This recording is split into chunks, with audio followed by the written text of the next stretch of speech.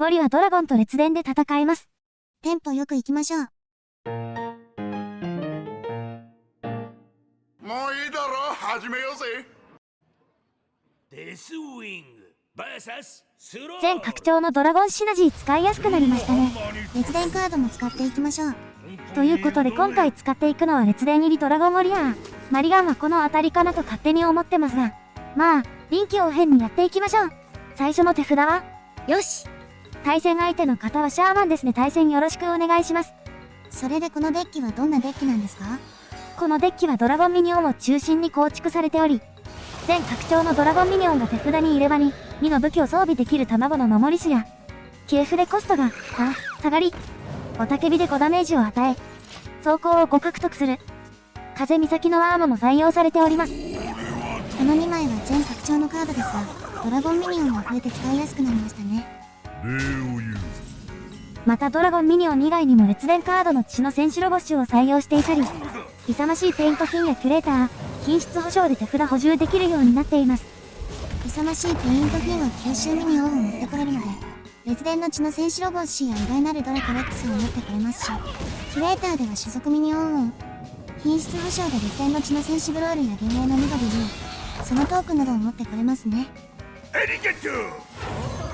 また今、使用したスタジアムのアナウンサーやポータルの前衛などの巻き戻しのキーワードを持っているカードも採用しているのでうまいこと使っていきたいですね。ここは巻き戻しをせずこのままでいきましょう。攻撃力2で7回も殴れますし、ダンモスまでミニオン全破壊できるのは魅力的です。ここで相手の方はゼフリスを使用。弾丸ツアーが選ばれたので、顔をしっかり守っていきたいですね。ダメージ呪文怖いです。お、悪夢の騎士が引けたのは嬉しいですね。早速出していきましょう。発見は、ドレイクか、いやエポックでいきましょう。なんかエレメンタルシャーマンって手札からミニオン出してくるイメージありますし。仮に出てこなくても6マナ7、5で完全回復の蘇り持ちですからいるだけで仕事をしますね。でも、ドレイクなら次のターン確実に出せましたけどね。そして攻めれる時に攻めるくらい発展パンチ。このままガンガン行きたいですね。ここで相手の方は魂の炎を使用。静電気が破棄されたのでよしとしましょう。ぐぬぬ、このターンはヒロカと攻撃のみで終了と失敗ターンに。まあ仕方ないですね。今引いた列伝カードをうまくいかせるように頑張りましょう。相手の方は流動のレブナントを出してきましたが、時空をエポックで破壊できますね。ウォリの全体除去カードで敵味方巻き込んで除去するものが多いイメージですが、時空をエポックは相手の場だけなので助かります。挑発がいなくなりましたし、場所も使用してこのまま顔を詰めていきましょう。次のターンは7マナ使用できますけど、血の戦士ブロールと血の戦士バリーラどちらを出しますか？どちらも優秀ですけど今回はバリーラで行こうと思います。入っているかはわかりませんけど、呪術とかあったら悲しいことになるので、今回はかわしみ持ちのバリーラを出していこうと思います。それに体力が15点あればなんとかなるでしょう。多分。血の戦士バリーラが除去されても、ダンムスまで手札にいる。血の戦士ブロールがプラス5のバフにかわしみを付与して登場するので、相手の方が処理に苦労しそうです。血の戦士は倒されても、手札にいる血の戦士がすぐ登場するので非常に頼もしいです。ここで相手の方は投了。対戦ありがとうございました。よかったら中の人のやる気が上がるのでチャンネル登録していただけると大変嬉しいです。よろしく。デスウィング VS ウーサー。2戦目の対戦相手の方はパラディンですね。対戦よろしくお願いします。マリガンは全て交換していきましょう。これは、とりあえず、よし。本当ですか？今回対戦相手のパラディンについて新拡張になってからはどのような印象を持っていますか？そうですね。今拡張のパラディンといえば何と言ってもオーラパラディンですかね。新レジェンドの未来のゲルビンでデッキにあるオーラを一気に準備して、3ターンの間オーラでめちゃくちゃにされる印象しかないので、出てくる前になんとか蹴りをつけたいところですね。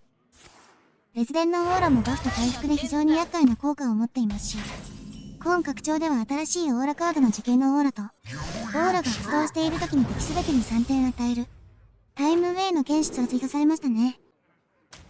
優秀なオーラのカードを使用される前にさっさと勝負を決めたいところです。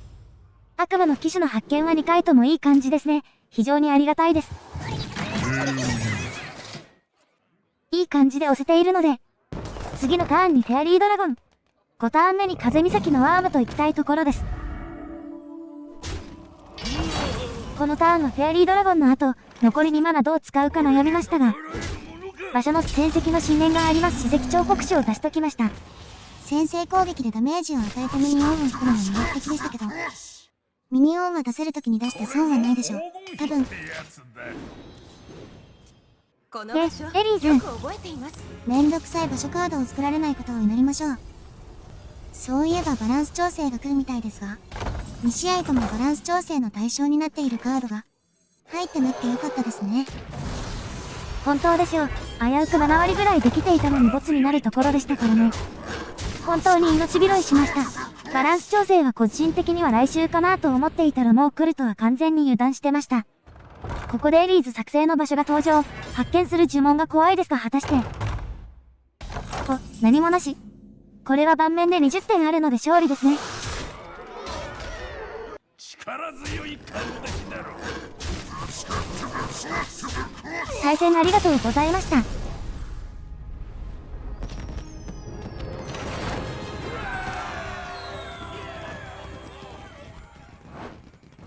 ここまでのご視聴ありがとうございました。今回の対戦成績は10戦6勝4敗でした。ドラゴンシナジーを中心にテンポよく戦うことができ、巻き戻しや系譜列伝のキーワードをしっかり活かせる大変面白いデッキでした。ご視聴ありがとうございました。また次の動画でお会いしましょう。チャンネル登録、高評価していただいたら大変嬉しいです。それでは、バイバイ。